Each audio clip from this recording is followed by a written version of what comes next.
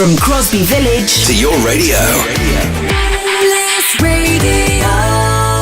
We have our very special guest in the studio here at Bliss Radio. Welcome to Bliss, Steve. Hello, thank you very much indeed. Nice to be here. You're welcome. Did you find it okay? And Yeah, no problem at all, yeah. oh, brilliant. Right, Stephen Scragg, for those of you unaware, is a football writer, and he writes for These Football Times, This Is Anfield, and contributes to Read All Over the Land fanzine, Liverpool specialist fanzine. So tell us a bit about yourself, Stephen. Or should we call you Scraggy? Scraggy's fine. Most people call me Scraggy. We'll describe what he looks like. Yeah. It's kind of apparently a cross between Peter Frampton and Shaggy from Scooby-Doo. Very good analogy, to be fair. Excellent stuff. But yeah, no, I've written for years. I'm going back 20 odd years, just writing for fanzines really to start with. Yeah. So all a bit accidental more than anything else. Used to write for the Anfield Rap, stumbled into that, moved on to This Is Anfield, and there's a website and magazine called These Football Times that I write for, and they have an affiliation with The Guardian. So they pick off articles here and there, and I've had like 3 or 4 on The Guardian over the years. Yeah. And it's just been a bit of a snowball effect, really. It's, I've never been tactical with it. It's just moved from one thing to another. And now I've got a book on the go with a couple of publishers interested on the 86 World Cup, which was one of the World Cups of my childhood. Not even my favourite World Cup, I'd say, but just one of those iconic ones that was just in that era where you're at your most impressionable. You switched on about football. How old was you then? Going to give your age away. I'd have been 12. 12. Yeah, the 86 World Cup. So I was 6 then. I was 5. Well, no, I had the Panini album. You kind of properly get it as well by then. You've got the intricacies of kind of like, how the groups work out and all that kind of thing. Yeah. You watch it coming from a distance. You've seen the qualifiers and all of that. So, yeah, it's interesting going back over it. Yeah. Wow. So what is so special about the 1986 World Cup? I just think it was one of those last World Cups now you can watch a World Cup like the 2014 World Cup in Brazil was all kind of like crystal clear television pictures. It sounded like the commentators were next door, and it's just too clean. It's too good. It's too. Yeah. And I always love that kind of like hazy shimmer on the TV screen. A bit more gritty. That crackling of the commentary as if from the surface of the moon. Yeah. So I always remember that. Like Barry Davis always sounded like he was literally on the moon when he was commentating. It was like a couple of yogurt pots and a piece of string. Yeah. It's just that a very, very evocative kind of feel to it all, and it just hits the spot really. Plus you had the characters as well. And it was a proper World Cup for the number 10s. It was Maradona, it was Zico, it was the last great actor Platini. Yeah. And it was just, it had, everything. I mean, in retrospect, there were some shortfalls in it, but, all World Cups do. But yeah, it's just one of those that I adore. Yeah. I don't have that many memories of that World Cup. Obviously, the obvious thing is the hand of God. I was only 5 at the time. I've just about got vague memories of the 1986 FA Cup final, Liverpool and Everton. So my first World Cup was the 1990 Italia 90, which that's probably my first memory. You yourself, that'll mean something. Huge. But that's the thing, you hardwired to your first couple of World Cups. You set the benchmark. Every World Cup that comes beyond that, you kind of grade it on those first World Cups. So for me, my first was 82. I've got very vague memories of 78, which is basically the ticker tape and all that kind of stuff. But 82 was my first proper World Cup. Yeah. And even then, you kind of you're still learning as you go along. So by the time you come to that next World Cup, you're really anticipating it, and you're looking forward to it, and you watch it coming from a distance, and then you embrace it.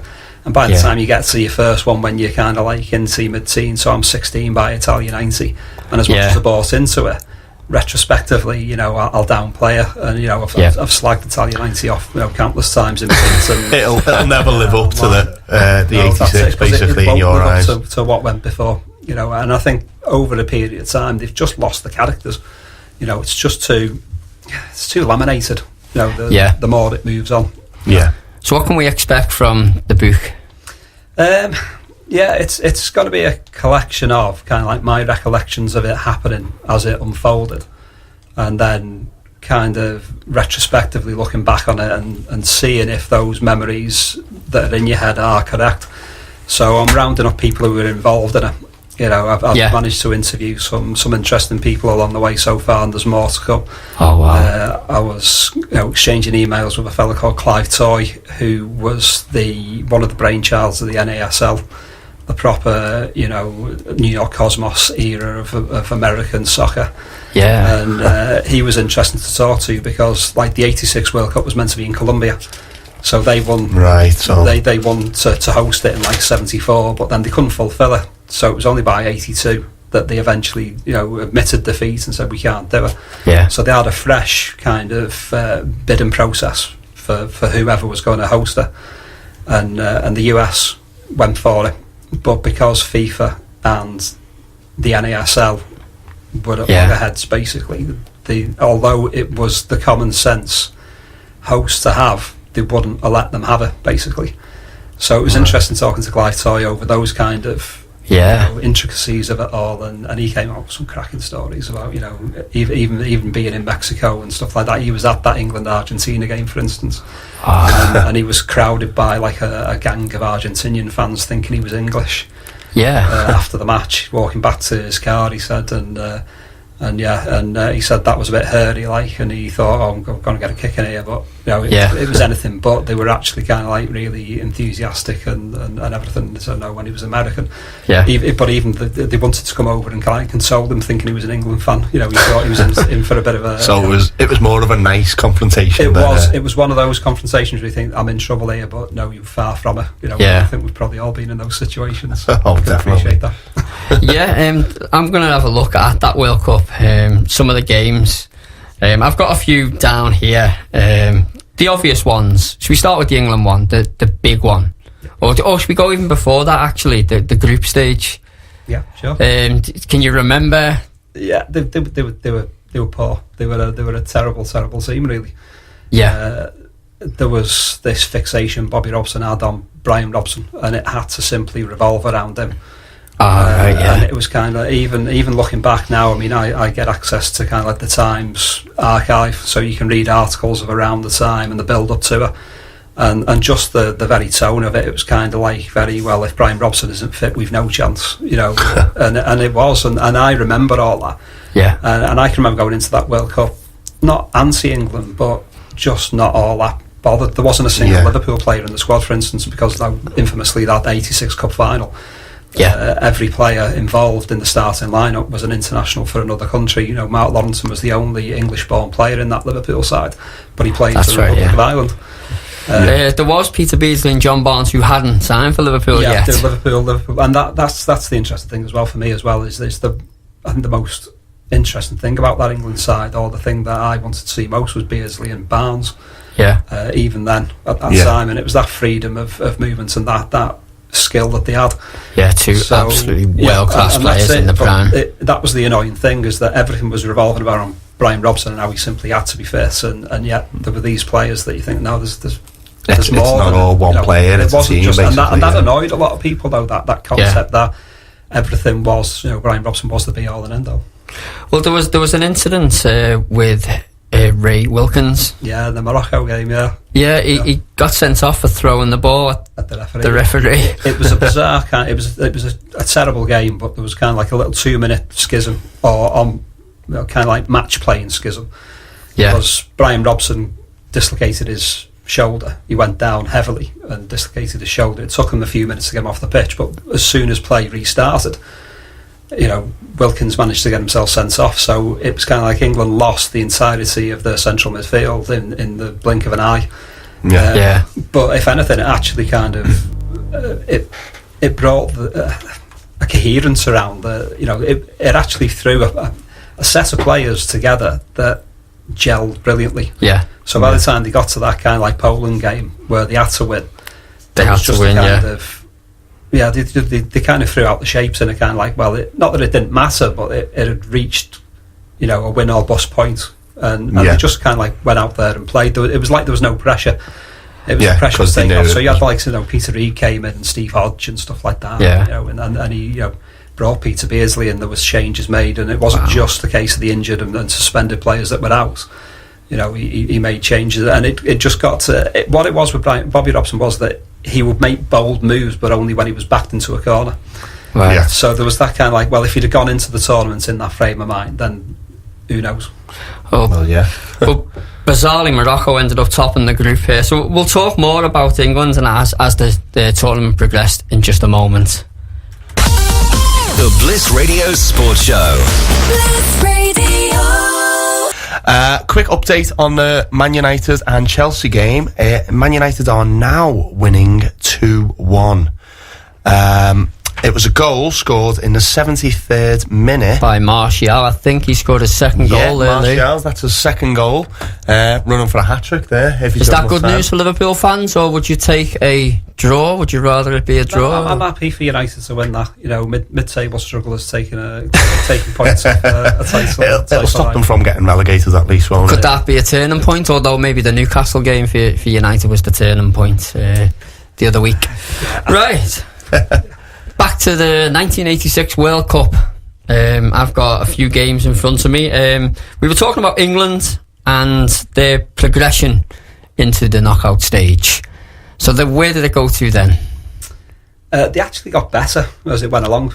They played very well against Paraguay in the last 16. Yeah. And again, by then it's Beardsley. And he's really kind of like clicking. And suddenly England became interesting. And that's not 3-0 win. Yeah, 3-0 win. It's not just on the basis that they went from kind of like losing and drawing games to winning games. Yeah, it was the style of play. There was much more of a freedom to it. But then against Argentina, they almost took a step backwards. They went back into the shell going into the Argentina game. So out of fear, they kind of regressed. Yeah. And I think in retrospect, like Wilkins would have been available. He was available for that one. His suspension was over, and he would have been ideal for that game. But because they've beaten Poland and Paraguay, he kind of like stuck to the same winning team. So it would have been a brave thing to bring Wilkins back in, but he would have been ideal, that player that just slowed everything down and kept things on an even keel and just had that kind of and people kind of like slagged Wilkins off. They called him the crab. He passed the ball sideways, but he was one of these players. Like Jordan Henderson. Yep. Jamie Redknapp did exactly the same thing years later. But every generation has that player where some people just can't see what they do. And Wilkins was. And what they do off the ball as well. Yeah, which is Henderson. It's a lot of it's kind of like the space that creates. It could be a run that takes two players away. It's just seeing the spaces and the angles on the pitch, and he was one of those players. And Liverpool were interested in signing him. That's one of the things that when I've come to look at researching other articles and stuff like that, and I'll go onto that Times website, is that you'll see articles, you'll trip across articles that you didn't intend to see. Yeah. But then, I was researching something else and spotted an article one time on Liverpool being interested in making a bid for Wilkins prior to signing Souness. And this is when Wilkins played for Chelsea. Chelsea. Has he played for United as well? Yes. But I just found it interesting that he was a Bob Paisley type of player, because it was the Bob Paisley era, and he seriously considered Wilkins as an option, possibly alternative to Graham Souness. Oh wow! So it's odd to think of how that would have how it could have all played out. Yeah. But going back to the Argentina game, we all know what Maradona did, and what did Maradona do? He scored with his hand. He punched the ball above or beyond Peter Shilton in goal. He's famous for it now. 4 minutes later, he scores probably one of the greatest goals ever in history of the World Cup, maybe in football. It just unbelievable. Yeah. Probably reminiscent to maybe John Barnes back in Brazil in the Maracanã. Now, this game, I think, now I've only ever seen extended highlights of this game. John Barnes came on, and Argentina were terrified of Barnes. And why was he left on the bench or so late? I don't know.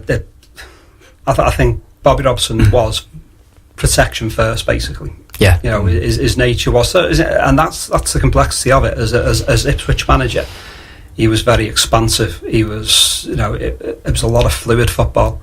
To have Arnold Muir and Franz Tyson in your midfield, John Walker as well as a goal scorer in midfield, he was blessed with a brilliant midfield.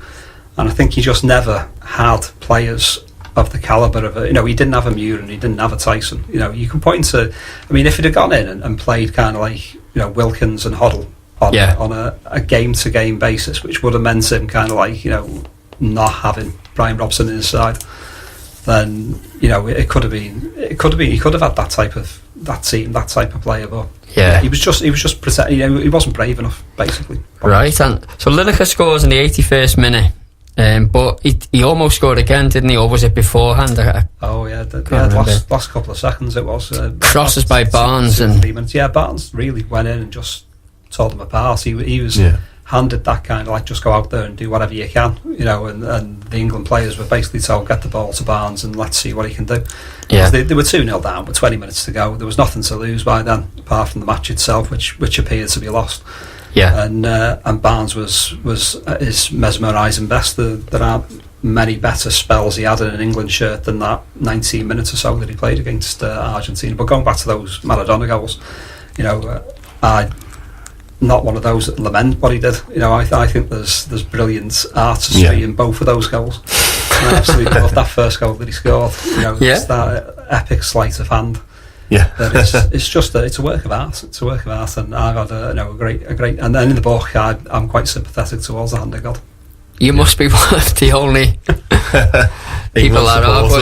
It was played in front of 114,580 fans in the Azteca in Mexico City. It's crazy to think. A lot of those games, most of those games were played at midday as well.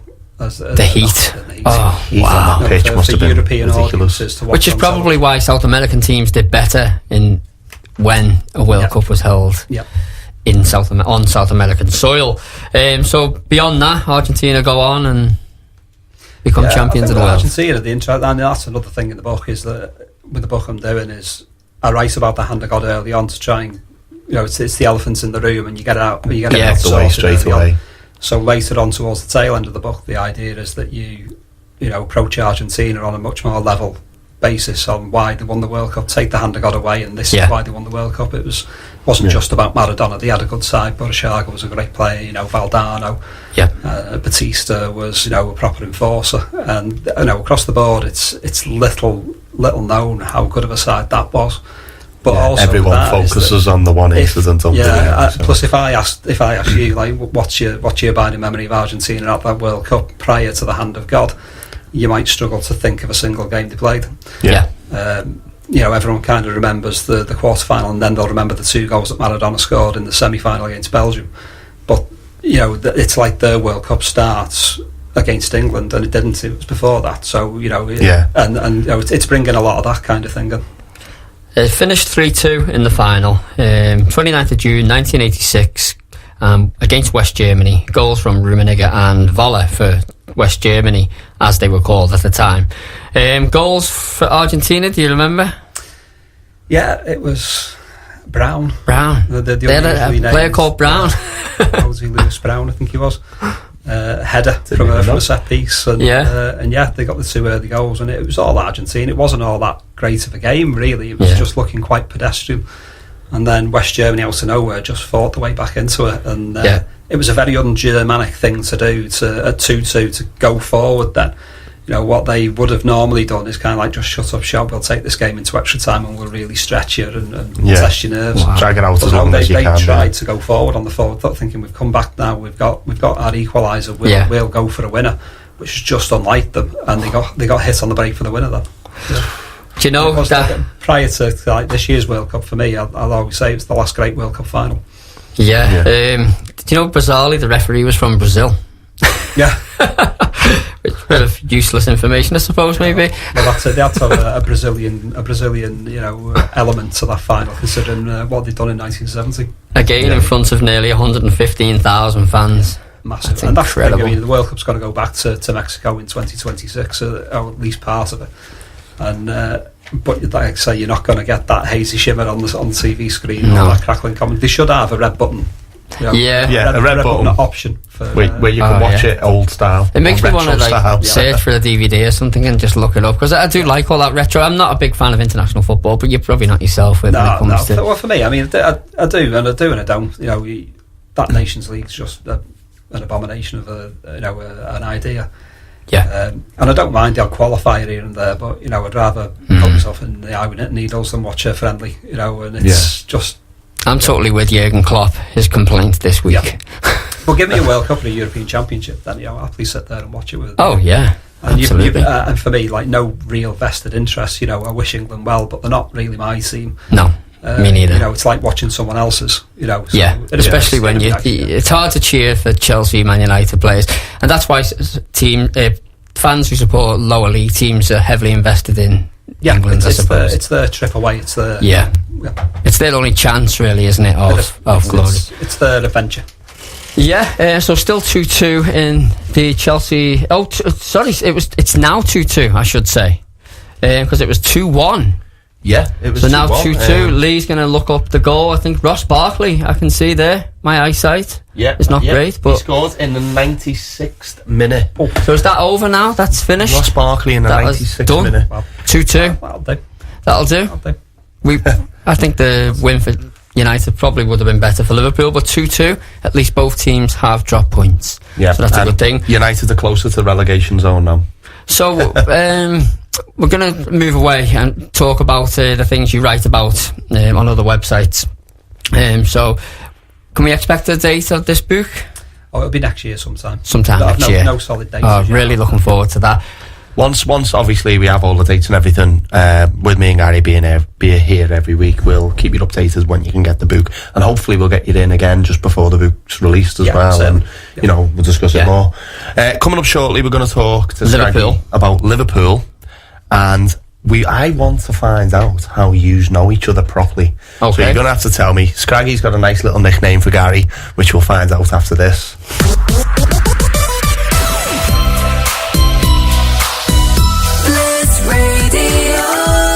This is the Saturday Sports Show with me, Gary, and Smigger. And of course, our special guest, Scraggy. Hello. Stephen Scragg, who is a football writer, and that's what we're going to talk about now. Some of the articles that you currently do for certain websites. Explain all. Just throw them on the spot there. You're all right there. These football times where I do pieces of a historical nature, it tends to be, most of it's kind of like, mid-70s to early 90s, before football takes a serious downturn. And then contemporary, I write after-match pieces for This Is Anfield. Wow. What a memory you have, though, to be writing things pre-1992. Well, that's it. That's my strongest point, really, because I had a head injury in, about 94, something like that wiped out 2 years worth of memory, and then the 2 years after that I don't remember much of, because the brainwaves settled down. So it was basically, I was lucid, but my memory wasn't recording things. And since then, although we've got a good memory, it's more like crazy paving. So I have this kind of like eye of the storm, where up until the head injury happened, and then kind of like all the stuff that I grew up learning. So I grew up on my dad's teams. My dad always raved about the Liverpool sides of the 60s. He was a huge fan of Roger Hunt. Yeah. And Peter Thompson was a huge, he was a huge idol for him. And I grew up on the stories of Shankly's sides of the 60s and the 70s. And then, my first game was the European Super Cup 77 against Hamburg when Keegan came back. I was only about 3. And where was this? And this was at Anfield. This was kind of like, they won the Cup Winners' Cup, we won the European Cup, and it was a 2-legged game at that time. And Keegan had just gone to Hamburg, so we'd gone over there. I think we drew 1-1, and Keegan scored against us. And then the second leg back at Anfield, McDermott, it was the night that McDermott really took off. He'd just been a bit part player up until then. Yeah. Signed as a big signing, but they just couldn't find a place for him, and he was in and out of the side. But he absolutely tore Hamburg apart that night. And it was a 6-0 win. McDermott scored an hat-trick, and I remember little of what happened on the pitch, but I have vague memories of it. We were up in the main stand. I can remember the greenness of the pitch and how cold of a night it was, and they're the memories that stick out, aren't they? It is the sensory. I think as a child, I remember going to my first games in the late 80s. around about 87, 88. What a time to start. Yeah, it was. You could hardly get in at times. I think the first I actually set foot inside Anfield was a reserve game on the lights. Yeah, that was great. And it was just incredible. Like the pitch didn't look real. You know, it's that sort of thing. And what you remember from your first game is the swearing and everything that you, as a child, you think, oh, they're my heroes, and you're swearing at them. It's a bit of a culture shock those first few games. It is, and then you're hooked then, and that's it. It's more of a, it's a sanitised experience now, I think. It is, yeah. Back then, it was just you'd just be in awe of absolutely everything, whether that was the pitch or the floodlights or DJ George booming out the speakers. There was everything about it, just kind of like took you. Yeah. Oh, yeah. Well, we're going to talk about Liverpool now. Yep. And I'd like you to compare them to maybe sides in the past as well. It's almost like the different sports, almost. I mean, they're not, but, it's hard to compare this side to, say, the 78, 79 side that I grew up on. And the sport has changed a lot over the years, hasn't it, really? It's a lot faster now. There's still sides from back then that would stand the test of time. I mean, I've watched some of the 87, 88 football that we played recently, and then it'd stand a lot of it, a faster version of it, would stand the test of time. That game against Forest was just incredible. Now it's as good to watch, but it is in a very different. It's like watching a speeded up version of it, and it's very. My season tickets in the upper main stand. So there's nothing that you miss up there. You see all the shapes and the patterns that are out there. You get to see the game as it is, and the way that they will, wherever the ball is, central to the pitch or central to the players will create a shape around the ball. Yeah. And it's fascinating to see it go from like a hexagon to a square to a triangle to an elongated circle or a rectangle, whatever it is, and they do, and it's almost like a geometrical pattern that keeps on altering, and it's still fascinating, but it's in a completely different way. But they're a joy to watch. You can't watch Mo Salah or Roberto Firmino or any one of those players without getting some kind of joy out of it, and they're great to watch. And I know it's different from past Liverpool teams. Let's compare it, say, the great sides, even Rafa, completely different, pragmatic. 08 or 19. And then you could go all the way back to Dalglish's, Beardsley Barnes era, Aldridge. It tends to drift in and out. You have these pragmatic eras where teams are that much more protective of themselves. So when it was Mourinho versus Benitez, and then Ferguson had that pragmatic, half a pragmatic side to him. You would pick and choose when to use it. Whereas you with a Rafa or a Mourinho, they were predominantly set to it. But it's much more expansive now. It's got to a point where pragmatism won't cut the ice, and that's why Mourinho's struggling today in today's football. Same with Rafa, Pragmatism will still come back again. It's just whether he can reinvent. It worked. It worked, and against it worked again each other, basically. But at the minute, you've just got that mind-expanding kind of football that Klopp and Guardiola and I was going to ask about pressing. The way Klopp always goes on about pressing and counter-pressing. Counter-pressing is basically you lose the ball, you counter the great attack. thing is that the pressing isn't anything new. It's Liverpool did it. Liverpool always did it back under Dalglish. We used to call it the phrase was that your attacking line was your first line of defence. Ian Rush was a prime example of that, wasn't he? Ian Rush used to do it. Robbie Fowler used to do it. And it was kind of like if opposing defender or the goalkeeper has the ball at his feet, then you rush them. And they are forced into a hasty clearance or. But the difference in the 80s is the goalkeeper could pick the ball up. Exactly. So that's probably why. Yeah, but we always positioned ourselves that high up the pitch that there's a similarity to it now. It's that they still only had seconds to deal with it, rather than it'd be 5 seconds at the most, maybe, rather than 10 or 15. I'd love to swap seats with you, just for one game, just to see from. I have actually been in the main stand only when they did a test event when they first opened it, but I'd love to go in and have a look from there. You sit in the cop. Me, my dad, and mate of mine, Phil, all sit together. Next time when I'm there on holiday, I'll give you a shout. I'd love to see how it works from there. Just a point on some of the things you've wrote about, and we've just talked about Ian Rush, and there was something I seen on these football times. Kenny Dalglish and Ian Rush, the greatest partnership in Liverpool history. These are some things you can look up yourself. You know, there's the elegance of Alan Hansen, Mark Lawrenson, the beauty and brawn of Patrick Berger. These are just some of the examples of the stuff that Stephen writes about. Yeah, and you should check that out. It's fantastic. It really is. We're just going to go to a quick break, and then we'll be talking about Liverpool Huddersfield.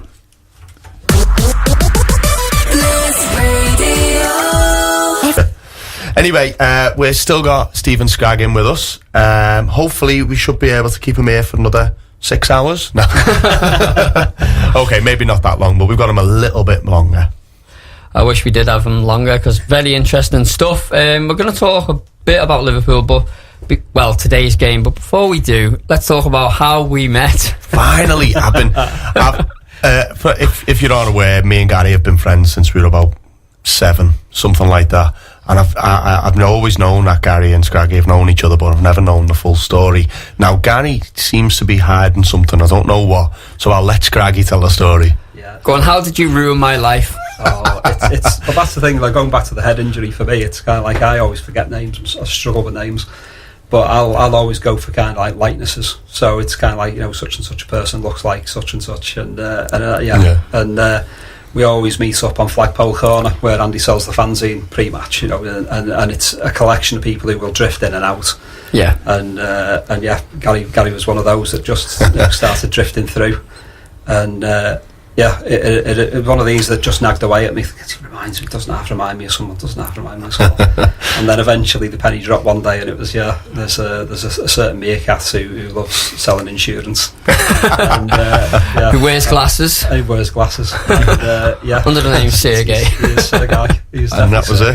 Yeah. And apparently you actually mentioned him, didn't you? I did in the fanzine, yeah. I got a mention in the fanzine. So did my friend Keith, who's like the complete opposite of me in terms of how we look and size and everything. It stuck, and then someone else mentioned it, which didn't please me. And then it became a bit of a nickname. And it's sort of stuck now, and that's it. I didn't really want to bring this up, but unfortunately, I'm backed into a corner. That's the whole thing that, you know, I've ruined his life, but, you know, I can fully sympathise because I've had those years of being called Shaggy from school. I even had a kid come up to me one time in a soft play centre who sidled up and he said, "Excuse me, are you the actual Shaggy from Scooby-Doo?"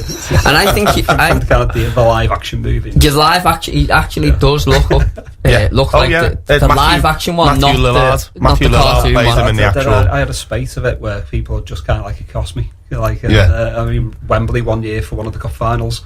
Yeah. Someone, do you know who you look like? You're going to say Shaggy from Scooby-Doo, aren't you? Yes, I am. I'm going to say Shaggy from Scooby-Doo. I'll tell you what. I used to prefer Harry Potter, but no one calls me that anymore. Yeah, I've still got you saved in my phone as Harry Potter. Oh, that's okay.